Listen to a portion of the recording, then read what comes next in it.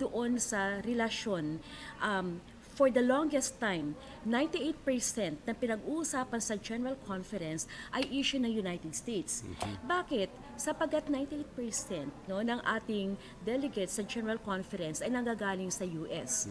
Kaya talagang nakafocus sa kanilang issue. Kaya yung call natin noon talaga ay affiliated autonomy. No? Pero ngayon, merong changing landscape pagdating sa buhay ng United Methodist.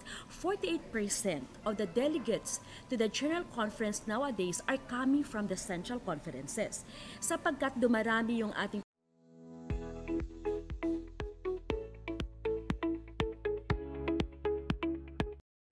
Mga sis bros in Christ, nandito po tayo ngayon sa tabi ng ating kaisa-isang doktor. hindi naman kaisa-isa kasi marami naman kaming doctors dito. Kaisa-isang doktor na may academic na experience and expertise at nakalapat din po sa mga local churches natin, lalong-lalo na sa DEA, sa Davao Episcopal area. Kaya siya po napili natin dahil kailangan natin ng resource person na mas may silip o mayroong salat sa ilalim. At siya po ang nakita nating karapat-dapat at tayo po ay nagpapasalamat sa ating pastora na pinaunlakan niya ang ating request ng mabilisan. Hindi na po ako magpapaligoy-ligoy pastor at marami pong naghihintay dito. Yun po ating regionalization na lagi kong sinasabi nung nakausap ko si Bishop at si Pastor John Niquila. Yung pa rin issue ng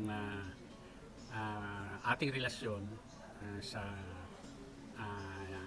General Church, lalong-lalo na po sa usapin ng sweldo ng mga obispo. Wala pong malinaw na sagot pa doon dahil ang sabi ni Bishop baka hindi pwede dahil baka parang pinag-usapan natin sa Council of Bishop unconstitutional. Ang gusto ko naming matanong sa inyo dahil kabisado nyo yung plan. Ano po bang sinasaad ng plan? Okay. Unang-una po, napakaganda po ng tanong mo na yan, Sir Sid. At saka yung worldwide regionalization kasi, I'm also supporting worldwide regionalization sapagkat ito yung isang istruktura ng ating simbahan that we will be decentering the US, no? Okay. Sa structure ngayon ng United Methodist Church, we have 5 jurisdictions in the United States and 7 central conferences. Central conferences are conferences outside the United States. So we have 1 in the Philippines, 3 in Europe, and 3 in Africa. Pero pagdating doon sa relasyon, for the longest time, 98% na pinag-uusapan sa General Conference ay issue ng United States. Bakit? Sapagkat 98% no, ng ating delegates sa General Conference ay nanggagaling sa US. Kaya talagang nakafocus sa kanilang issue. Kaya yung call natin noon talaga ay affiliated autonomy. No? Pero ngayon, merong changing landscape pagdating sa buhay ng United Methodist. 48% of the delegates to the General Conference nowadays are coming from the central conferences. Sapagkat dumarami yung ating population sa Philippines, ganun din doon sa Africa. Bumababa naman pagdating dito sa US. No? Kaya ang call natin na hindi na ang US ang maging sentro pagdating sa istruktura ng ating simbahan, kundi dapat magkaroon siya ng equity. Kaya natin sinusulong itong worldwide regionalization. Now, bakit gusto ko ang worldwide regionalization? Sapagkat for the longest time, we were advocating for affiliated autonomy. I would like to make it clear, never tayong nag-call ng outright autonomy sa Pilipinas. Ang call natin noon ay affiliated autonomy, kung saan naandun pa yung connection, but we will have contextualization. Ito ang gist, ito ang essence ng worldwide regionalization. Ano yun? We'll be under the United Methodist Church, but we have different context at magkakaroon nga tayo ng 8 regions sa buong United Methodist Connection. Okay, bakit natin gusto yun nun?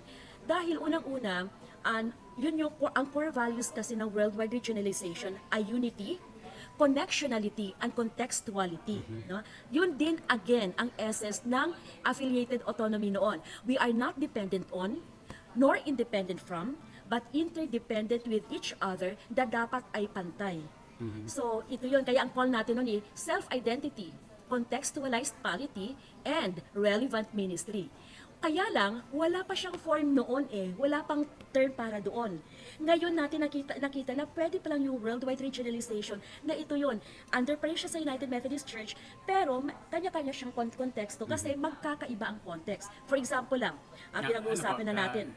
Ano lang po, para lang malinawan yung takbo ng ating usapan. Yun ho ba sinasabi yung worldwide regionalization is, that is the same thing na inapruban. Yan mismo yung inapruban. Yes. Kasi kahit po sa akin, ngayon ko lang narinig yung merong term na worldwide regionalization plan lang, pero meron Worldwide palang worldwide. regionalization. Yun po ba yung technical term nandun Yes sa plan? po. Yes Worldwide. po.